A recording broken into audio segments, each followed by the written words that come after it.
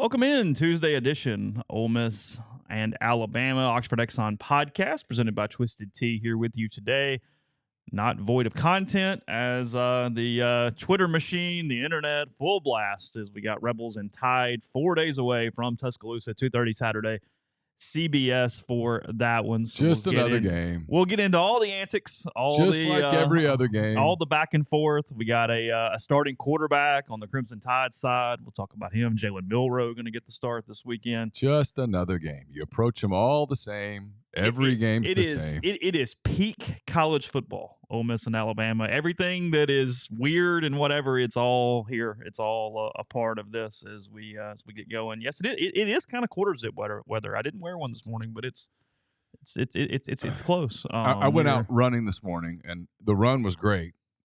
But the walk after the run, as you started to cool off, it was pretty cool. And my hands were actually cold. And after I showered, I wanted to put a quarter zip on. And look, my boys are dying. We're dying a slow death, but are they dying? I'm going to die with them, damn it. You got a new Realtree Rebels podcast up this morning. Tyler Jordan and I discussing first week of deer season. He hunted with Chipper Jones, go through that a little bit, some football stuff. I mean, he told me, we were talking about some baseball at the end of the show. He said the Cubs are basically right where the Braves were the year they won the title. So, I mean, it's right there. Yeah, it's there for the getting. His mouth to God's ears. All you got to do is get in the tournament, as they say. I would take it. So, again, plenty of Ole Miss and Alabama here coming up today on the show. Also later in the show, Jennifer Lorenzen, Emma Club Hall of Fame inductee as well. We're going through those weekly, heading into the Hall of Fame there on November 2nd. It is the Thursday prior to Texas A&M. You can get your tickets. Again, it is an event. Fans come out. A lot of great stuff going on that night. There with that, you can contact the Alumni Association, the M Club, for tickets to that event. So the Oxford Exxon, Highway 6 West in Oxford. It's the beer cave, the catering. Again, even if you're not headed to Tuscaloosa, just hanging out at home, have some people over, throw a party. You can do that this week with pounds of pulled pork. You can do ribs, you can do vegetables, you can do side items. They have plenty in the hot case, and they have lunch specials every single day, $5.69 for 2 sides of bread. And any size fountain drink as well. So a lot of stuff going on there at the Oxford Exxon, the beer cave. Again, 34 degrees of alcoholic goodness and more. And again, coming to you from the Clark Ford studio. 34 degrees of alcoholic goodness. Yeah. I like that. Yep, we are in the Clark Ford studios. Clark Ford's in Amory, Mississippi, 662-257-1900. Call that number, ask for Corey Clark. Tell Corey what Ford product you're looking for. He'll send you a quote within 15 minutes in business hours. It's right to the bottom line. There's no hassle. There's no haggle. You get your quote. The rest is completely up to you. You can shop that quote around. You can do what I've done, what I recommend that you do, and let's hop into a Clark Ford today. You get great service, great product. Corey and the people at Clark Ford, they want to be your car guy. They want to be your truck guy. They'll prove to you what that means when you make the call. 662-257-1900. A lot of guests coming up later this week, working on a bunch of stuff over the course of the week. And they join on the Campbell Clinic hotline. The Campbell Clinic's in Oxford now. 2608 South Lamar Boulevard, Suite 102, just across the street from the cottages at Hooper Hollow. The Campbell Clinic provides full-service orthopedic care. Everything from sports medicine to foot and ankle surgery to spine and total joint care to pediatric orthopedics and physical therapy and more.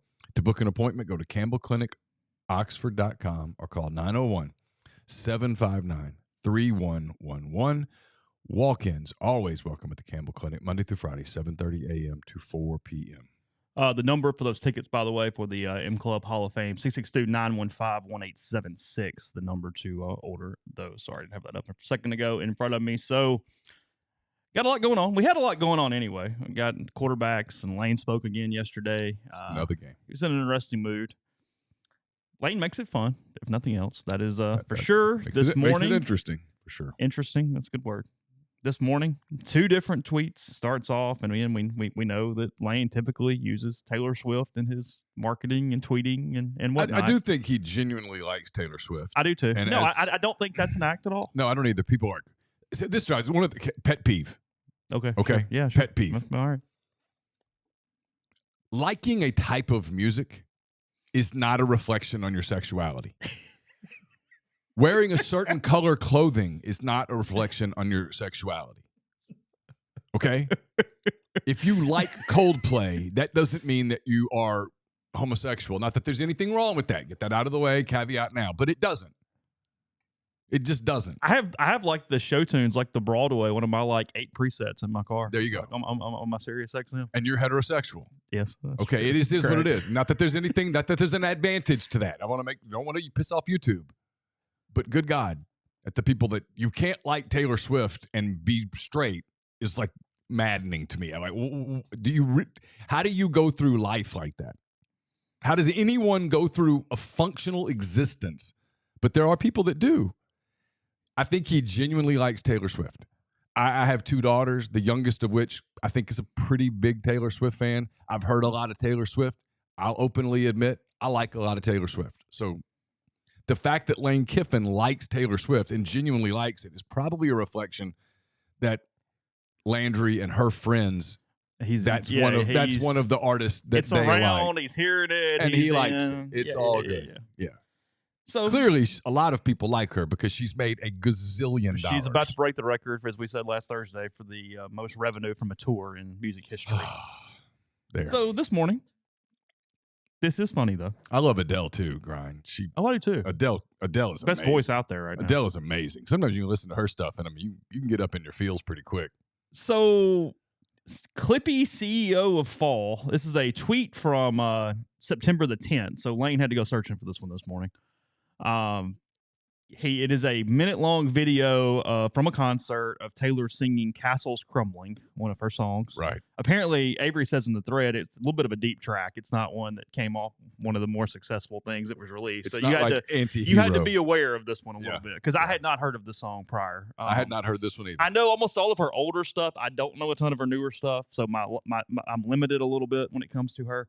He quote tweets this, and then he above that puts a emoji of a castle and an emoji of what appears to be like a bomb, like a sun, like asteroid. It clearly something going into the castle was the intent of that. And then somebody else said, "Such a good song," and he said, "Not a good song, a great song." So again, could have been going through his Taylor Swift library this morning. It's maybe it's unlikely, very unlikely. Because here, just for people who haven't gone down, obviously some in the thread are aware.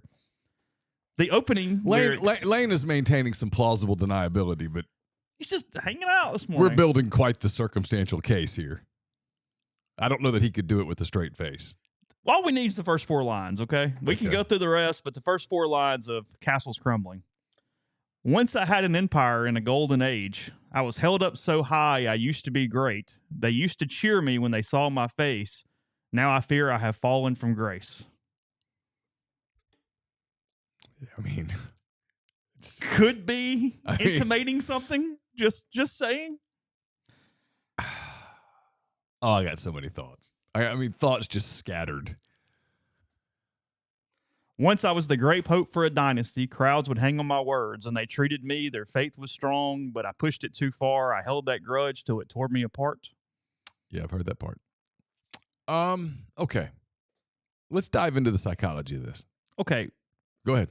Okay, the complete setup here, the two, is I have been laughing at Lane for the last 3 days doing the ultimate Bama respect thing and calling them that. I mean, yesterday... He's talking to his team, but he says Perkins is the only kid on the team that they wanted anyway. That they had 85 kids, and Perkins was the only one they would want on their team, which clearly is they would love Jackson Dart right now. But he meant I know when they had an opportunity to recruit them. Sure, that was the one they recruited. Sure, because they didn't recruit Quinshon Judkins. No, so when they didn't recruit Jackson Dart. Yeah, right. So okay. Or the majority of the roster. He called them the best team on planet Earth the last 15 years this week.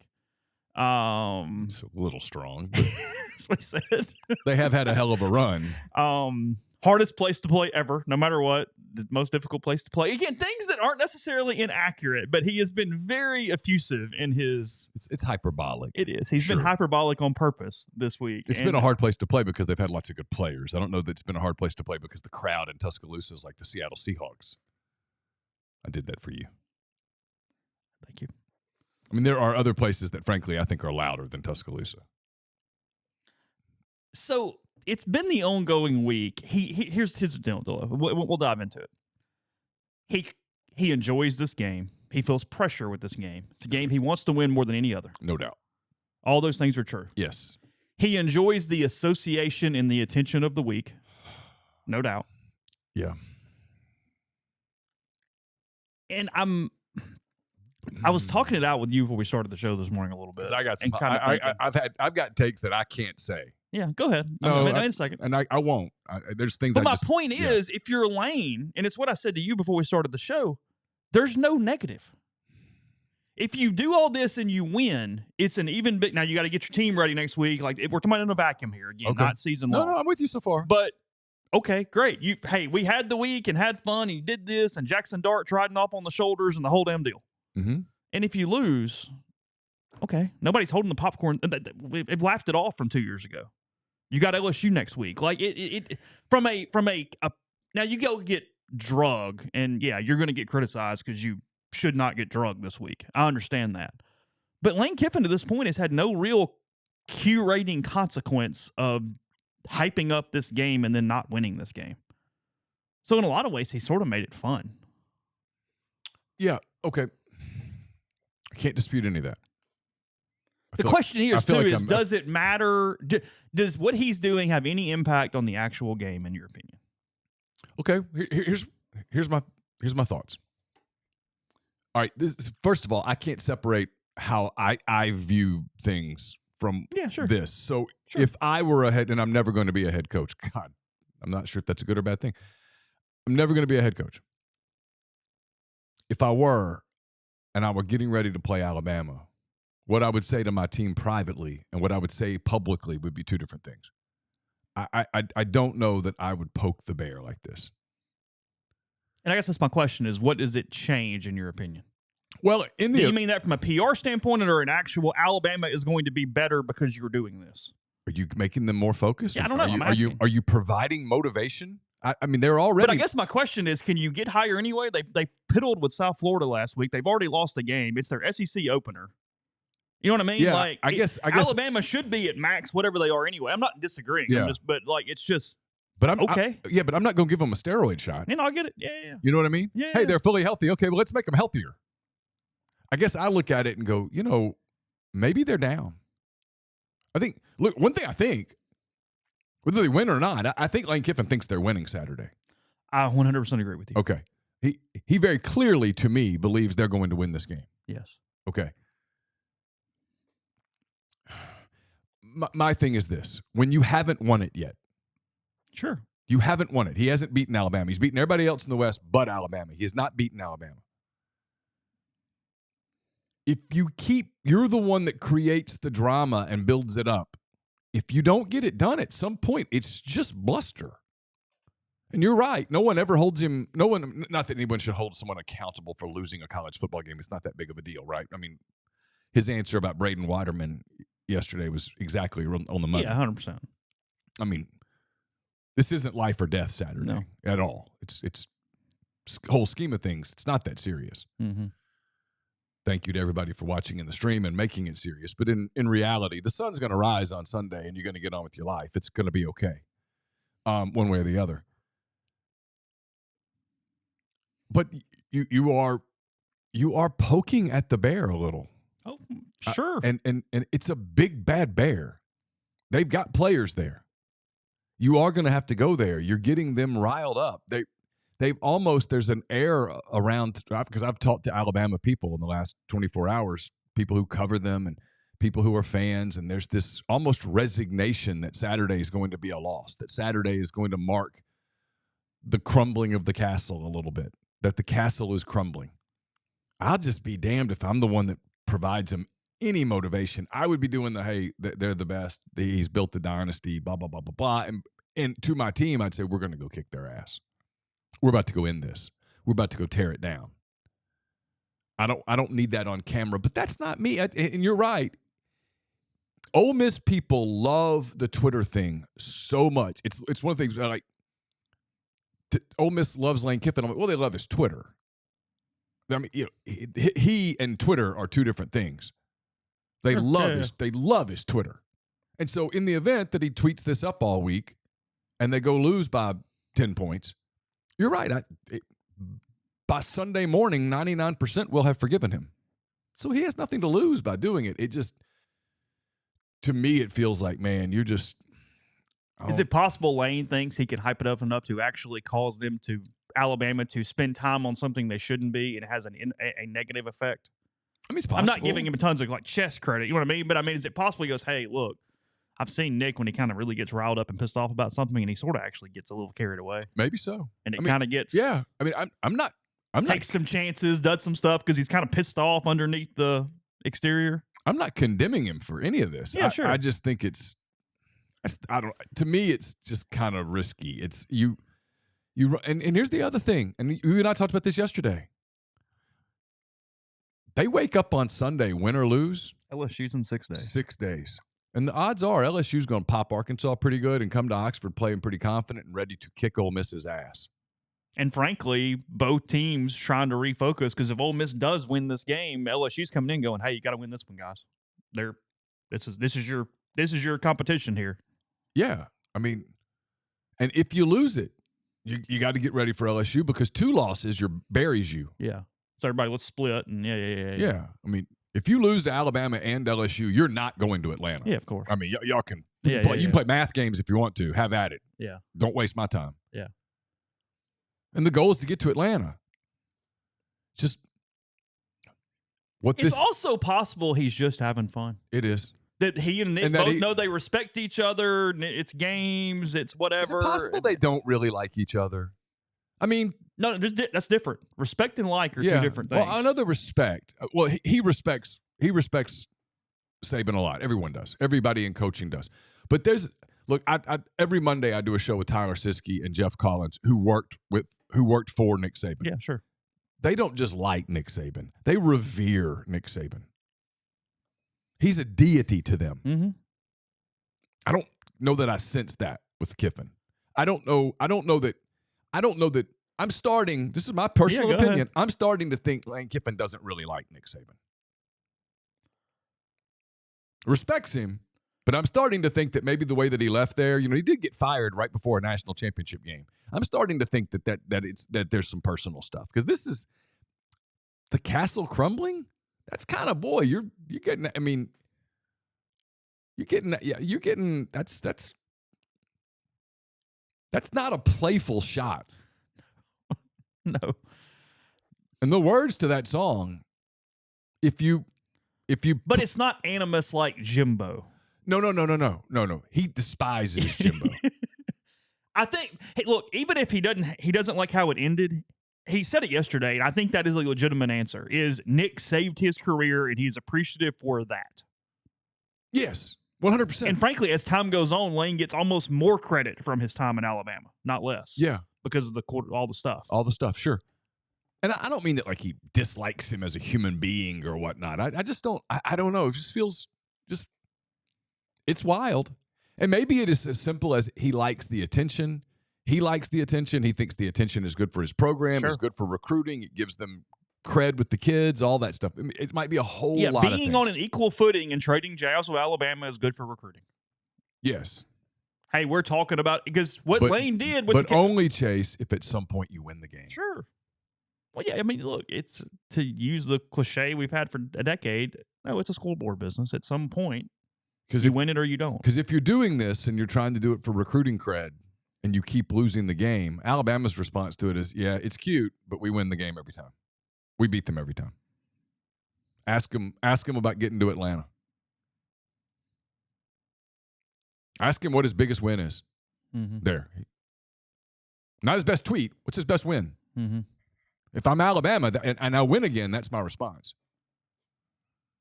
So at some point, the only way it really resonates, the only way it really gives credibility to your program, the only way that it really elevates you in the eyes of anyone who doesn't love the laundry, if you will, is by winning the game. And what I took from this morning was he really believes they're going to win this game. He does. I think he thinks they have the better team. I think he's looked at Alabama and sees vulnerability. He's at least not seeing the Bama he typically lines up against. Well, no, there's no Bryce Young. There's not. They're average at quarterback. They're average at offensive tackle for the first time in a long time.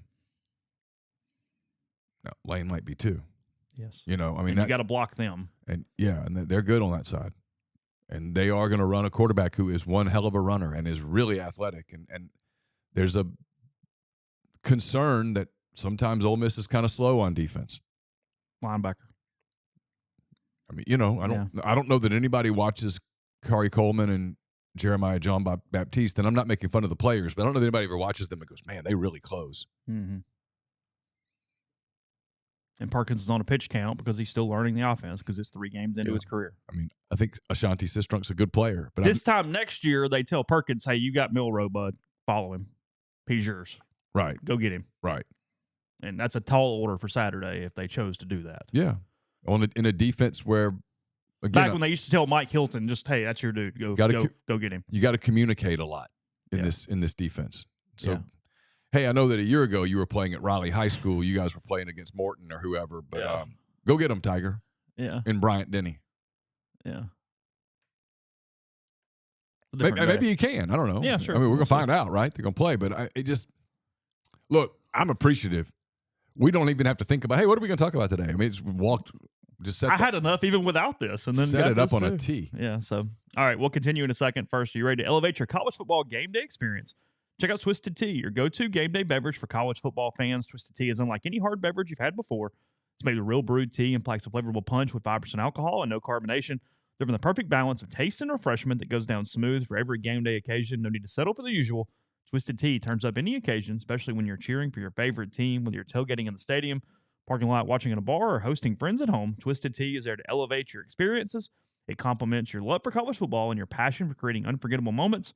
Let's toast to unforgettable game day experiences. Twisted Tea, the drink that fuels fun and celebrates your love for college football. Keep it twisted.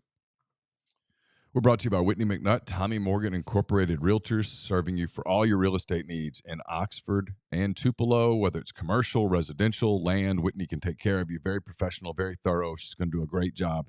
Get in touch with her at 662-567-2573 or Whitney at tmhomes.com.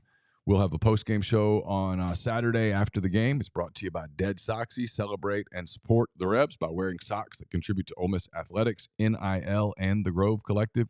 Check out the Ole Miss NIL collection on deadsoxy.com.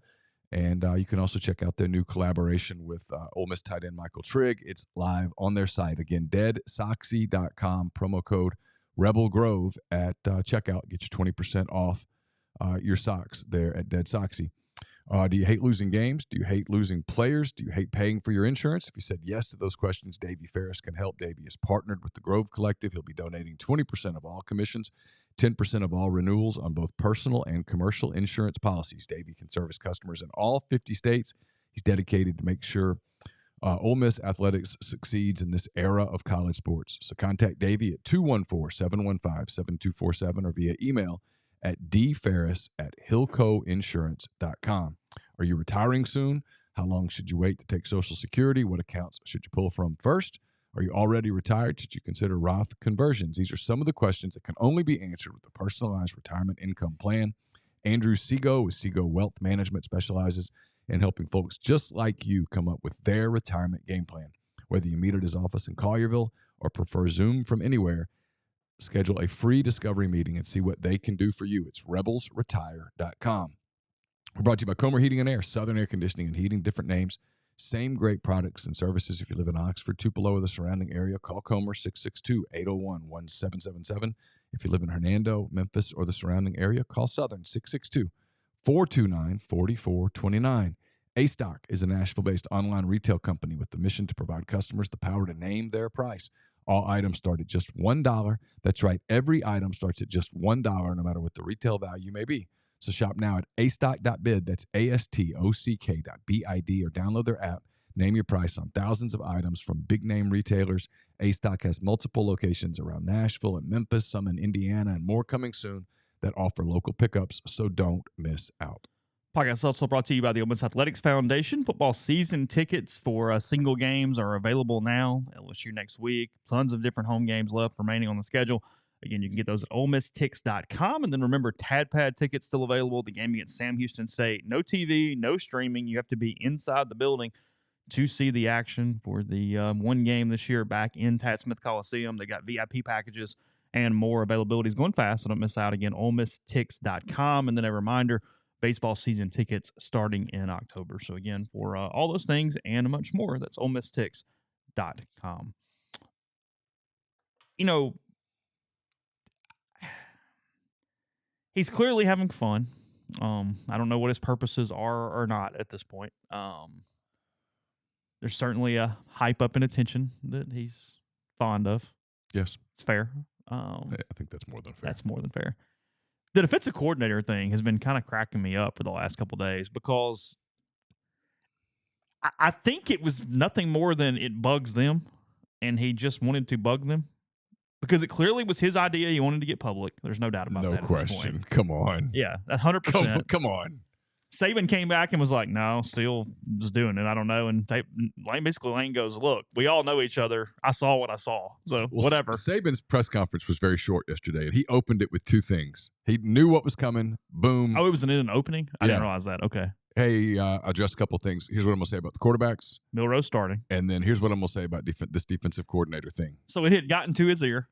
Well, yes. He opened with it. Yes. You'd love a thought bubble the first time Nick heard it, wouldn't you? Like, oh, I can tell you what the thought bubble was. Oh, go. So he addressed it right off the top in a way that really there was nothing more to question. Yeah. And said Steele was calling plays. Yeah. Here's the one thing I feel very confident in saying after talking to a number of different people who know a lot of these people. I think Lane Kiffin really, really, really wants to beat Alabama and some of the people there specifically, including Kevin Steele. And I think that's very mutual. Don't have to look forward to find some. I don't think Nick Saban would enjoy losing to Lane Kiffin. And I know Kevin Steele, based on what I've heard in the last 24 hours, Kevin Steele would not enjoy losing to Lane Kiffin at all. These are people that don't enjoy losing to anyone, but you know what I mean.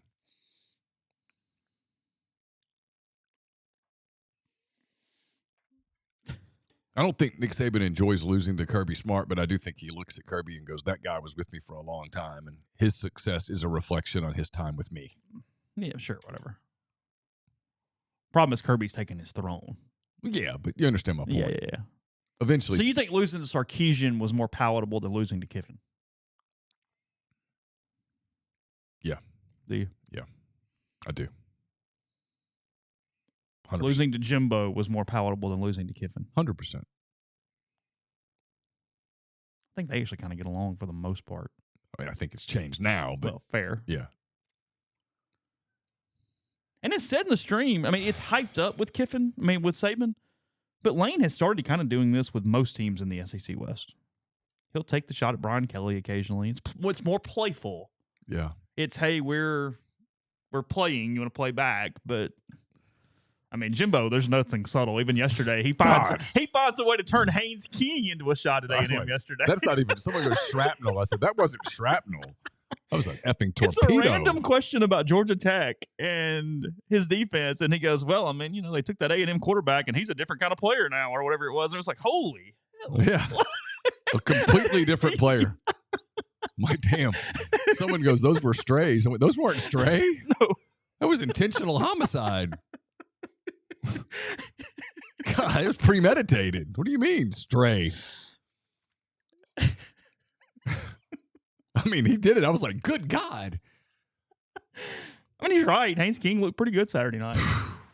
Haynes King play quarterback a lot of places in this league right now. Yeah. He wouldn't be the worst quarterback in this thing. Well, it's the whole part about Texas A&M, right, is that they have a roster full of dudes. Not wrong. No, he's not wrong. Their defense looks great getting off the bus, and they just get wrecked. They really do. Like, they break the first huddle and take the field. You're like, I don't know how anybody's going to move the ball against these guys. And then 40-something points later. It's broken. Whatever reason. It was all a guarantee Milroe was going to play this week. I mean, after the way Butler looked, after the way Ty Simpson looked, that was not a shock at all. Oh, no. No.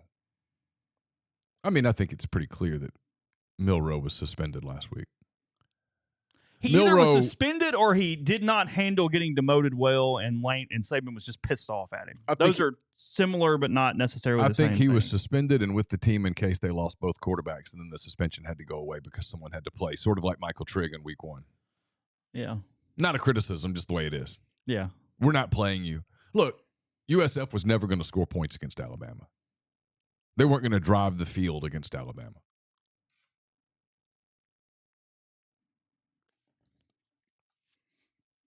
Milroe played this whole game.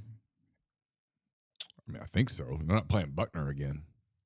It's Simpson or Milroe. Yeah, I mean, Simpson didn't look ready to me. How do you want to take this? Lane never talks about injuries, ever. Starts laughing about it, frankly, now. Well, to the point we've stopped asking. And he's, for a guy who's as honest Although as yesterday he is, got a Zamari Walton question and answered it. He did. He was through all the crap, he was in a good mood yesterday. I know he took his couple media shots and stuff, but he was in a pretty good mood because I will be honest. I was scared for whoever the dude was that asked the very last question of the day, to the point that I actually turned down the volume for a second because I went, "Oh God, he's like I'm terrified for this human right now," because you could feel the fear coming off the person as they were asking the question, and it was like, "Oh, yeah, God, I caught God, myself sort of ducking for cover, like not literally, but I could feel like myself like trying to compress myself in space. You know what I mean? Like make myself smaller. Yeah. And Lane took pity and gave a pretty good answer to a question that did not deserve that level of answer. No. And then he kept asking it to the other players too. Like he asked it to Isaac Ukwu, and to Isaac's credit, he was like, "Well, I mean, I wasn't here. I don't know, but blah blah blah." So, yeah. Point being, and Ulysses Bentley was asked a question and said, "Quinshawn." Did you really? Yeah. Someone called Ulysses Bentley Quinshawn. I just was like, "Can I go home yet? I don't want to be here anymore. This is so bad," and I'm guilty too. I mean, I asked Ukwu about Pete Golding and then about facing Milroe because by that point Saban had named Milroe the starter, and after then I was like, I just want to go home. I'm done. So call my mommy.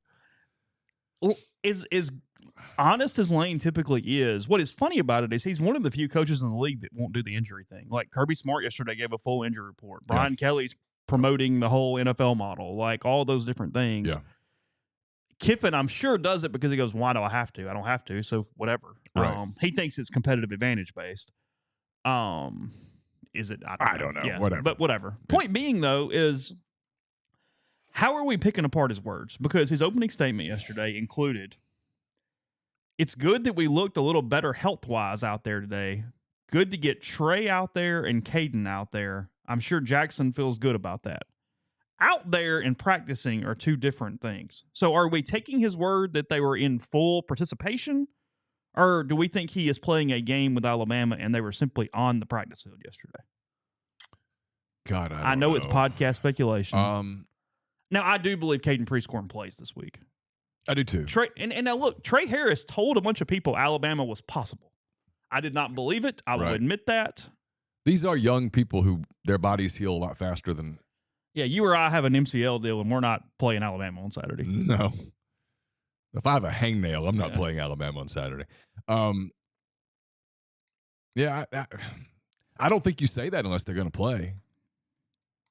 Because then you're going to piss your fans off if you told your fans that they practiced and they didn't play. And Jackson doesn't feel better if they're not playing. I mean, just them out there on a bike didn't make Dart feel better. No, I can't throw to the guy on the bike. Them standing on the sideline not going to help Jackson any in that moment. No, my guess is they're playing. No, might be why Lane feels more confident. Could be. How effective can they be? I don't know. Because Ole Miss offensively, with or without Trey Harris and Caden Prieskorn, is a completely different animal. I mean, it's not even. It's daylight and dark. I would certainly think so. I mean, they're different with Trey Harris than they are without him. So we've seen that. If they get anything out of Caden, you're getting something out because if you have to focus on Trey to the level that people have had to so far, Jordan has been good enough to hurt you. Sure. On the other side of the field. Or in the slot or wherever they want to put you. No, absolutely. And if you can get a tight end who can run routes and do a lot of things in the passing game, you can't guard them both in the slot. That really creates some seam issues. Well, I mean, I don't have the numbers in front of me, but Ole Miss's passing downfield between the hashes has been almost non-existent. And so if you... I can tell you. I know they've done it some, but they haven't done it much at all through 3 games. So I would think if you have an effective, healthy Caden Prieskorn, that changes, or at least the threat of it changes.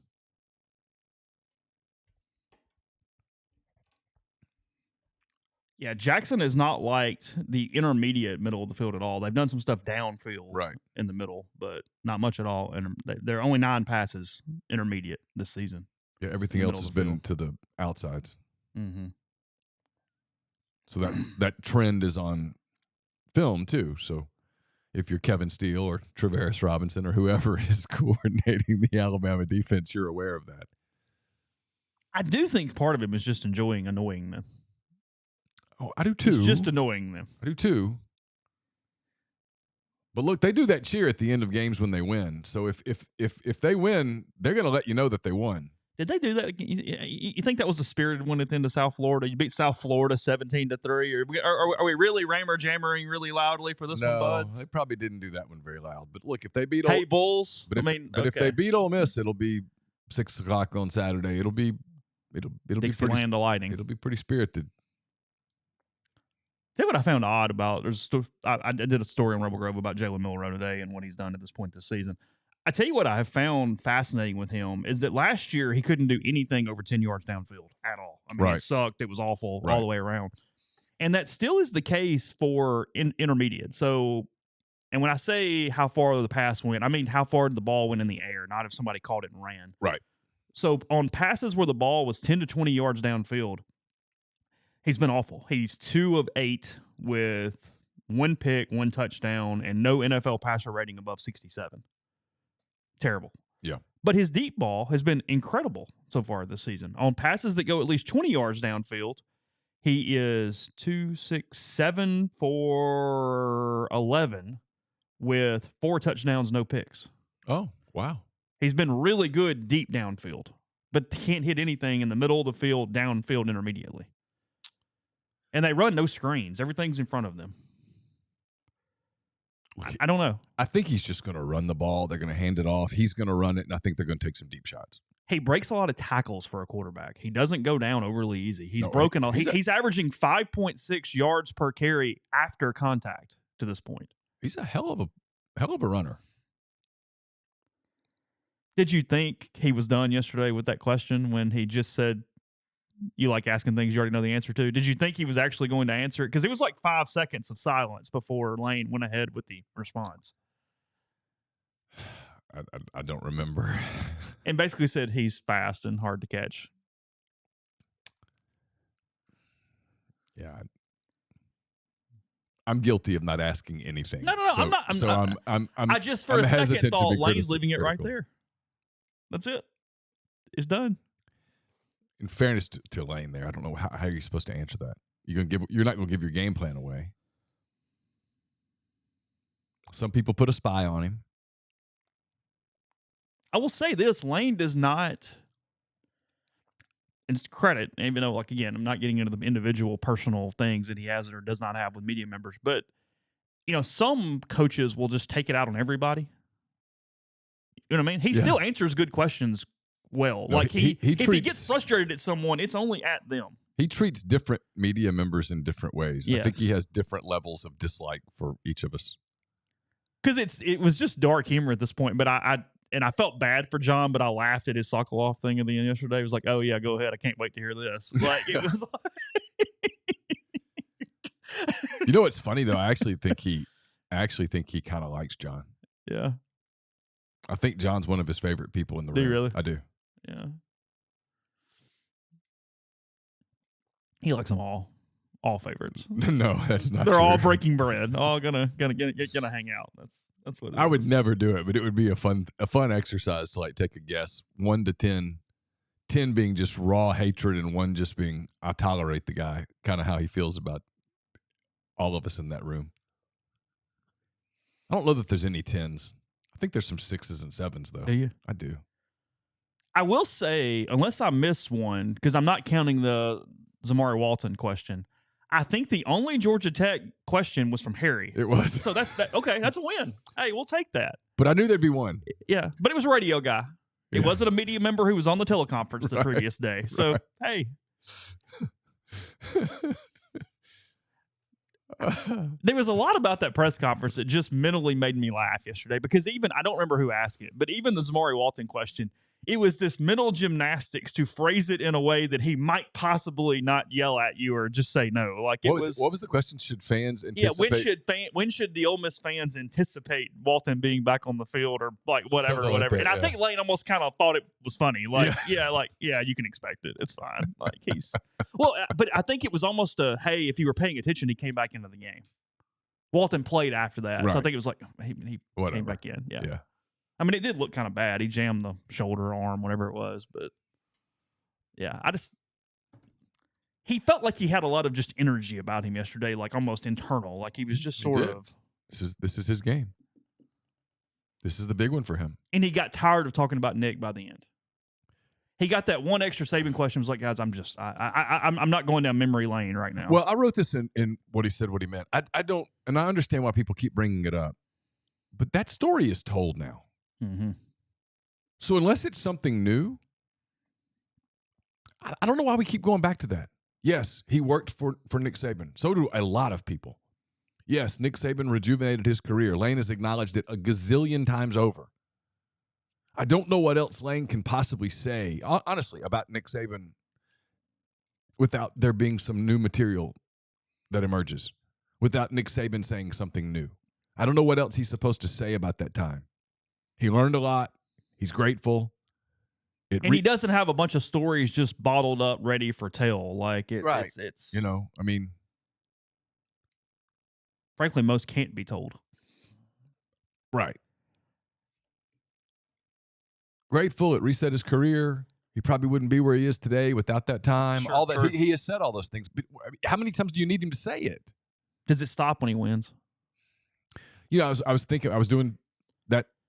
For me, that content piece is it's one that I spend the afternoon dreading it. And then when I get into it, I find it to be pretty good for me because it leads to me being more creative later in the week. Sure. But I was thinking to myself, the only way that he ever gets past this part of the narrative is to win the game. Or if Saban really is retiring at the end of the season. We haven't talked about this because we've had other stuff. You can think what you want out there in media, in internet land. Consumption land, in the internet land, about Glenn Guilbeau.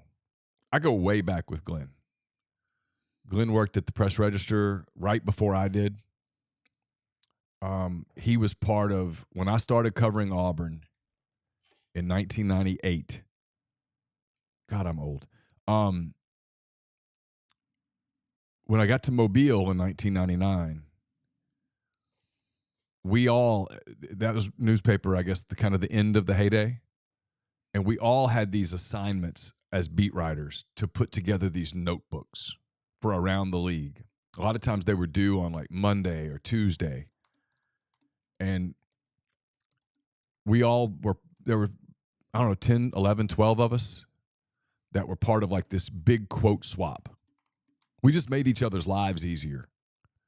And Glenn covered LSU, and he was part of that quote swap. It was Glenn Guilbeau and Andy Staples and Chris Lowe and a whole bunch of really good guys. I mean, Bob Kirk and all of them. And we would all send stuff to each other to make life easier. Pull a quote transition. Tennessee did this, and here's what Phil Fulmer had to say, right? Guilbeau's really connected. And he's at Outkick now, and I know that a lot of traditional media doesn't acknowledge Outkick because of Clay Travis, and Clay's conservative and blah, blah, blah. But for him to write that, I know Glenn, he didn't just go make that up. He talked to someone really close to Nick Saban who said that. Mm-hmm. Not saying it's right, but I'm not going to say it's wrong either. And he said that person said, hey, it's this year or next year. The end is coming sooner rather than later. He's ready to go. He built a $17.5 million home on Lake Jupiter, I think, in Florida. It's where Tiger Woods lives. Okay. And wants to go play golf. Starting to do some TV now. He does that Pat McAfee show all the time. Could get to the West Palm Beach airport in 30 minutes. Fly anywhere. Right. Yeah. He could do TV. He could do Fox, ESPN, whatever. I just kind of wondered. But when he wrote that, I was like, oh, that's interesting. Mm-hmm. Yeah, I did too. Because he didn't make it up. No. I mean, it was legit. Now, the friend could be wrong. Yeah, sure. But Glenn covered Saban at LSU, and I know that Saban liked Gilbo. And I think they've remained, I don't mean not friendly, I know but what you mean.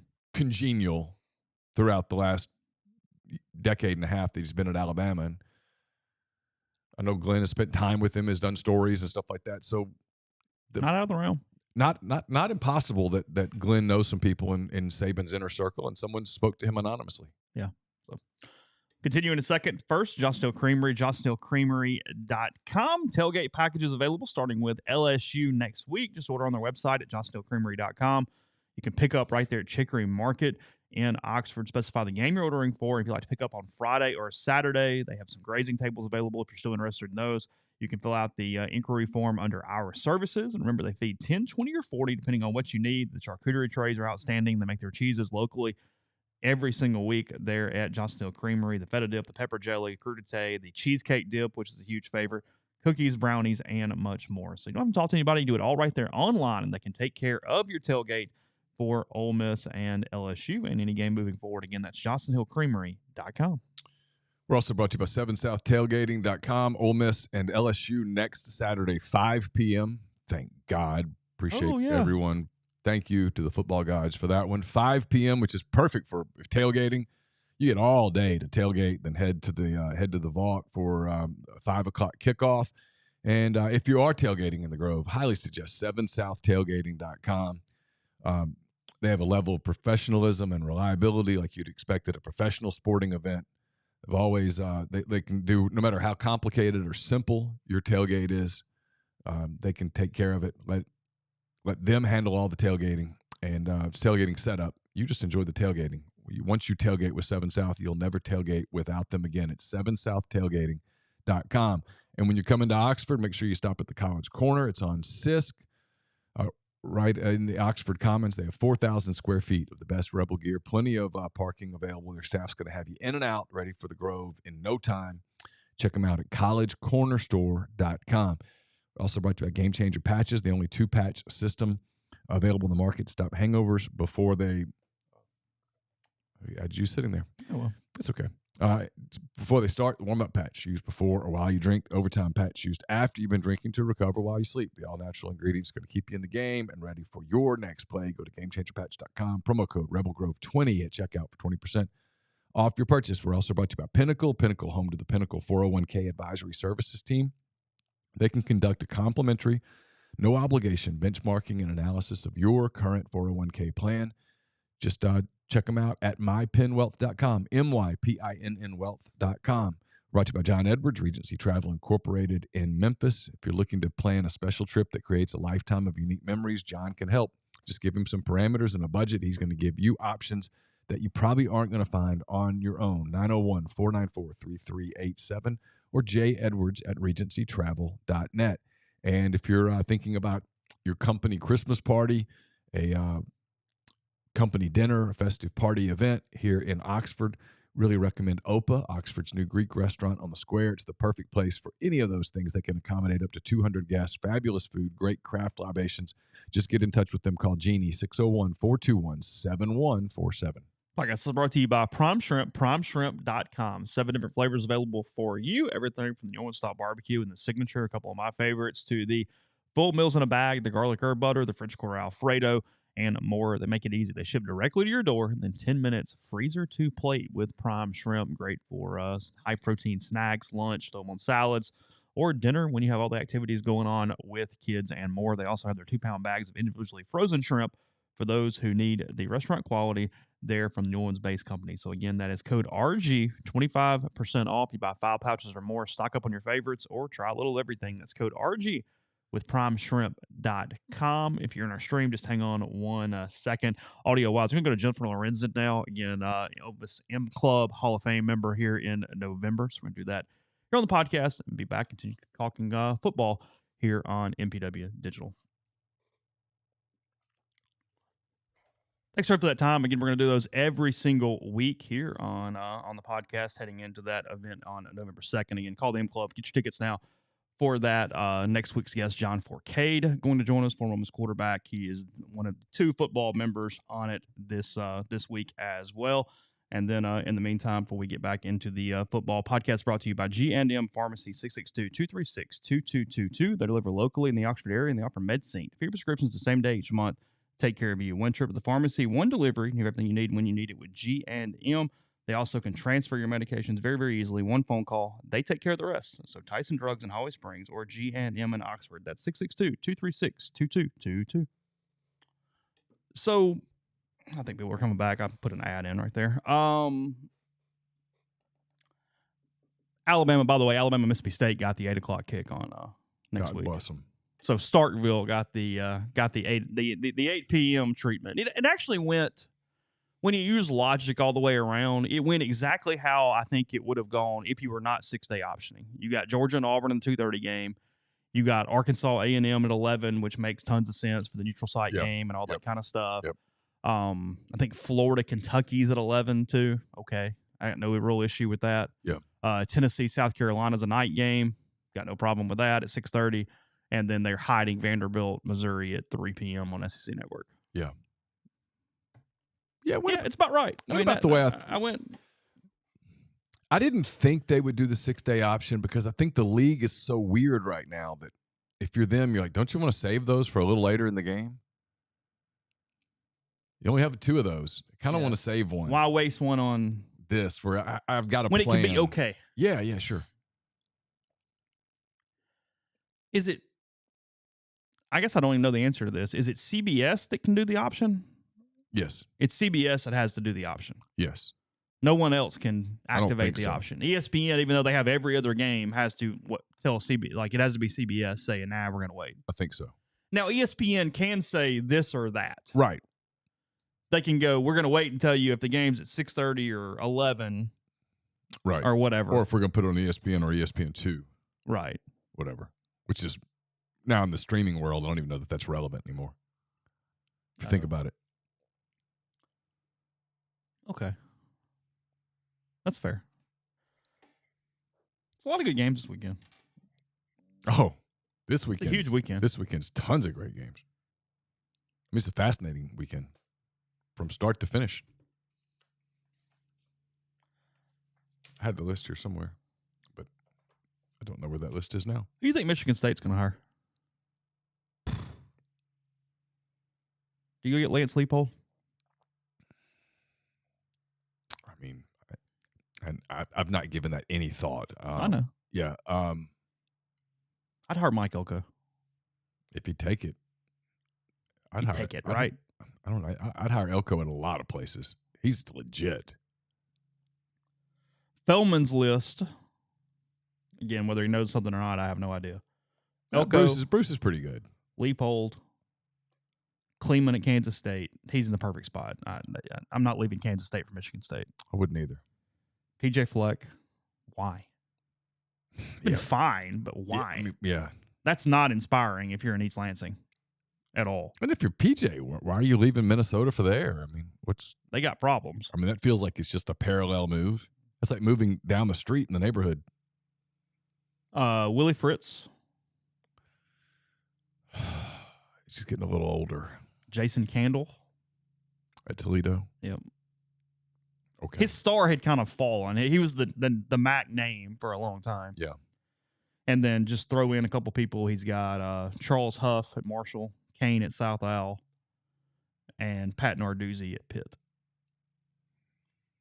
The guy at Marshall makes a lot of sense. I don't know that Kane would jump at that. I think Kane's going to have some real opportunities here soon. And no, I have not talked to Kane about that, nor would I ever. Yeah. But I do think he's going to be on the very short list of some pretty good jobs that are not far from opening up. Yeah, I mean, this is said in the thread. Leipold's 60, and Kansas is one cushy job. You don't have to do anything crazy at Kansas to have a pretty good living for a while. Yeah, and he's kind of got him going a little bit. He's got people excited. not bad. They're okay. They've had a little recruiting success. They're competent. I mean, that Michigan State job, man, that's a hard job.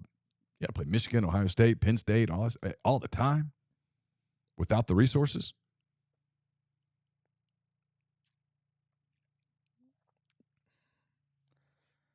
I think they're hiring some Midwest person, though. Yeah, I would think. That's what it feels like. You know, I know tomorrow. That's why Kane's got that experience at Indiana, so he's been in the Big Ten, but he feels like more of a Southern SEC, ACC guy. Yeah. I get why it did it last night, and we'll do a lot more NFL tomorrow, but we're toward the end of the show. So you're undefeated. That's where I was going with this is we got lumped into the bad Monday night last night. And look, it was two highly unwatchable games. It was bad football in a lot of ways. But I felt like there was a big difference. And frankly, I've been negative about the Saints, so I don't think I'm being overly homer here. Is if you were a Steelers fan or a Browns fan last night, you played that game and you went, okay, the Browns were not very good. Chubb's out with a horrific injury. Oh, terrible. Oh my God. You're not a threat. Ooh, Dan Mullen at Arkansas. Ooh, that'd be fun. The Arkansas list will be a really interesting that'd list. Be fun. That's interesting. That's an interesting list. Dan Mullen, who's calling the Egg Bowl this year.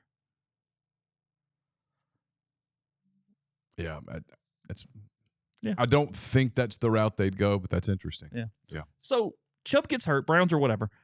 Steelers are good defensively, horrific offensively. Matt Canada is under all sorts of pressure already. Pickett has not looked good. Mm-hmm. Like, it's been a disaster in a lot of ways. Neither one of those teams look anywhere near ready for Baltimore and Cincinnati inside that division. Right. Like, so when I watch that game, I go, y'all are kind of screwed here. I know the Bengals are 0-2, but y'all are. And Burrow, he ain't right. No. But you're not a threat. Right. Bryce Young's in year one, game two as a quarterback. That has no help, really. The Panthers are not good. They're 0-2. They're whatever. Yeah. They're doing him. I know you're getting to something. They're doing Bryce a disservice. He's not ready. And when you force this on a rookie, you run the damage. You run the risk of damaging the rookie long term. He's not ready. It's okay. They should have brought in a veteran quarterback and let the veteran quarterback the first few games while he gets acclimated. He needed a chance to dip his toe in the water. Instead, they just threw him in the deep end and said, swim. Completely overmatched against a really good Saints defense last night. Yeah, and it was wrong. He has no shot. It was wrong. I heard all these hot takes about Bryce Young. I'm like, shut up. No. Peyton Manning struggled as a rookie. You don't throw them in the damn deep end like that. The Saints are not good necessarily right now, but they won 2 of their 3 games at least without Alvin Kamara. He's coming back after one more game. He's going to give them a run game and another weapon out there. Olave's really damn good outside. Mm-hmm. Michael Thomas has been fine. Carr is not elite, but he's more than competent. And with their defense, it might be enough. I actually have felt excited after these 2 games. Yeah. No, you survived 2 games. You won. I know the Bucs are 2-0. I get the Falcons are 2-0, but I'm not crowning anybody yet. That's what I'm saying. Yeah. Maybe the division's better than we thought, but it's not blowing anybody away here. I just thought, I don't know. I mean, you can't say the Saints are terrible when they've got probably a top 5 to 8 defense. Like, no, they're are people actually saying they're terrible? Well, no, just about how basically they were incompetent last night. It's like, no, they weren't incompetent. Their defense is very good. No, and so you coach accordingly. In that league, hey, if the defense can hold the other team to nothing, let's not do anything stupid. Yeah, I get the 2 quarterbacks they face so far, Bryce Young and Ryan Tannehill. I get it, and they get Jordan Love next week. They're at Lambeau next week. Oh, okay. But kind of went no. They overall look better than I thought they were going to look because they have a budding star in Olave if they can get him the ball. Oh yeah, no, he's legit. So and they'll be different with Kamara back there. So, yeah. Yeah, I mean, you're calling. I mean, they pulled Tony Jones off the practice squad to be the running back last night. That's all they got. Now, he did score twice, but still. Yeah. No, and I think Carr's fine. And he's probably still getting a little acclimated. I mean, he was a Raider for quite some time. So he's probably still a little new to him. Heart rate's probably a little elevated. Trying really hard. Learning new things. Yeah. I'm sure the vernacular is not exactly the same. There is a learning curve. Yeah, just because you've been an NFL quarterback doesn't mean there's not some transition wherever you're headed next. So I don't know. I was pleasant. I mean, he's no Justin Fields. Whew. Bears are hard to love, aren't they? I mean, you tried. You gave it a shot. You keep making mistakes at quarterback. It's a quarterback league. You can't make mistakes at quarterback over and over and over. Not everyone gets to be good. There are reasons some teams are bad. There's 32 teams. They all don't make the playoffs. And some suck. In fact, most don't make the playoffs. And some are really bad. Someone's got to lose. And the Bears are good at that. The losing. Good at losing. They are really good at losing. They're going to get a new stadium, though. That'll help. Yeah. Well, it won't hurt. So, anyway. But I don't know that the stadium can play quarterback. No. Boy, it's a quarterback league. It is a quarterback league. If you don't have quarterback play, it is hard. Speaking of that, Baker has looked pretty good. He has. A couple games. We'll see. But no. He's looked every bit as good as Deshaun Watson and cost a hell of a lot less. I'm trying to figure out who I'm most scared of in the South, and I'm kind of like looking at Tampa and Atlanta and kind of just turning my head to the side and going, it's Tampa. Yeah. But neither. New Orleans is going to win the South if Carr stays healthy. I think so. Yeah. They have the best unit. Yeah, of course. And they have the best player. Yes. No, they'll win the South if they stay remotely healthy. But Atlanta's better. They've done a good job with that franchise. They really have. They have. I can grit my teeth and say that. They've done a nice job with them overall. And again, Mayfield's been fine, which has allowed them to be okay. Braves going into the tank a little bit. Last weekend might matter. They can't win games now. So just heads up there. Thanks. Got beat 16-2 the other day. It's a 162-game season. You're going to have a bad game. It was their worst loss since 2017. It happens. Can't hit, can't pitch. Stop. You're going to get swept by the Brewers in the first round. They're like 50 games over. 162 games. Can't find it anymore. You're going to have 10 games where you just get whipped. 10 games where you just blow somebody out. And 140 more. And then 140 more to sort it out. In some ways, it might be good they're sucking right now. You got a minute to get it out of your system. You don't want to suck in 3 weeks. Well, like I told you this, the one thing if I'm a Braves fan, the only thing that would concern me, because everything they've been off the gas for so long. And when you go to hit the button, it's like when you start your lawnmower the first time in the spring. It hadn't run for 6-7 months. A little extra choke. Yeah, and you're just like, you're like, oh, damn it. And then it finally gets going. But you worry that when you go to start it, it won't start.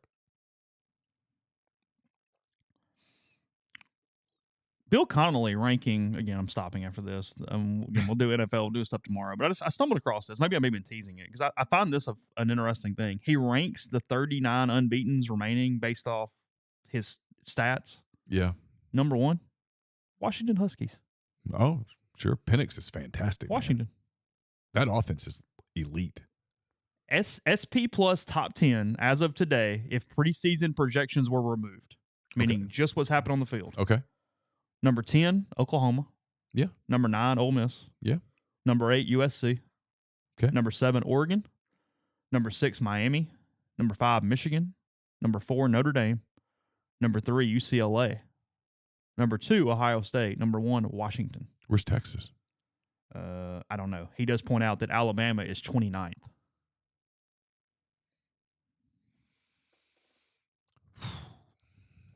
I just keep coming back to the same thing. Boy, what an opportunity this is for Ole Miss. I mean, counting preseason projections, Georgia still at number 3, SC at 4, Texas at 5, Florida State at 6, Michigan 7, Oklahoma 8, Notre Dame 9, Penn State at 10, Ole Miss at 12. Mm-hmm. While they're ranked here, the Rebels were without leading receiver Trey Harris against Tech, and Judkins was banged up, so they merely averaged 9.8 yards per play and scored 48 points. I don't trust the defense yet, but Ole Miss is explosive as any team in the FBS offensively. More than fair. Schedule strength to date, 81st. Their overall computer rankings to date, 14th and 13th nationally. So can't argue with any of that. No. I mean, anybody that takes offense to that, you You really have the thick goggles on. No, everything's good there. Yeah, no problems. So, I mean, yeah, it just feels like a monumental game to me. I can't get away from that part of it. it's a huge game. I mean, I'm sure there will be people who try to minimize whatever happens one way or the other, and I don't know how you do it. A loss is a huge missed opportunity, and a win sets up an even bigger game in 6 days. Oh, God. And it slays the bear where you can just get on with it.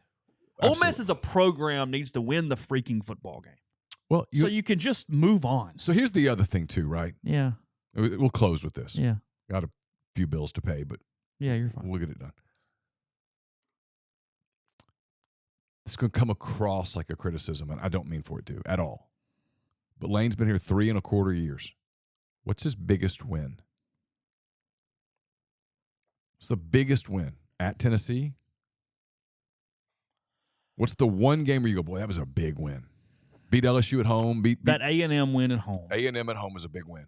It was a good A&M team. But, I mean, Tulane was his first road-ranked win. Yeah, if he were to win Saturday in Tuscaloosa, it's his biggest win to date. I mean, without even and it's this giant hurdle.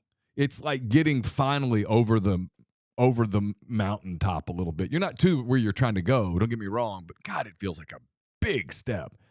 And on the other side, if you don't beat them with them coming off of a lackluster performance against South Florida with the quarterback situation the way that it is, if you can't beat them, you got to start going, maybe he just can't beat them.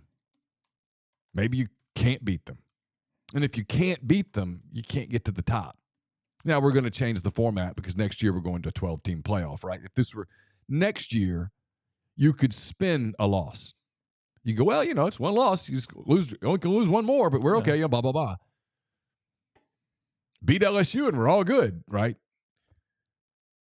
But this year feels like it just feels huge.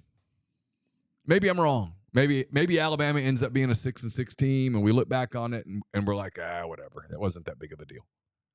Because the LSU game was the big deal. Whatever. I don't know. But in the moment, which is all that we have because we don't have crystal balls and all that stuff, it feels huge. And it feels big for Bama, too. That's the difference. In the past, it really didn't ever feel all that big for Bama. It was like, whatever, right? And because they were winning so much. But now this feels big because, like, if you tell me that Ole Miss, let's say Ole Miss wins 30-17, okay? Ooh. If you're Alabama, you're 2-2 with 2 home losses. And you still got to play LSU. A&M. You still got to play A&M. You still got to play Auburn. Tennessee. Hell, at that point, Arkansas looks possible. They get weird fast with a loss. And with the win, they right the ship a little bit. Hey, we found our quarterback. One game. It was one game. It was Texas. We're undefeated in the league. We get LSU at home. Yeah, we're still going to Atlanta, bitches. Yeah. Whatever. Hey, we're still Bama.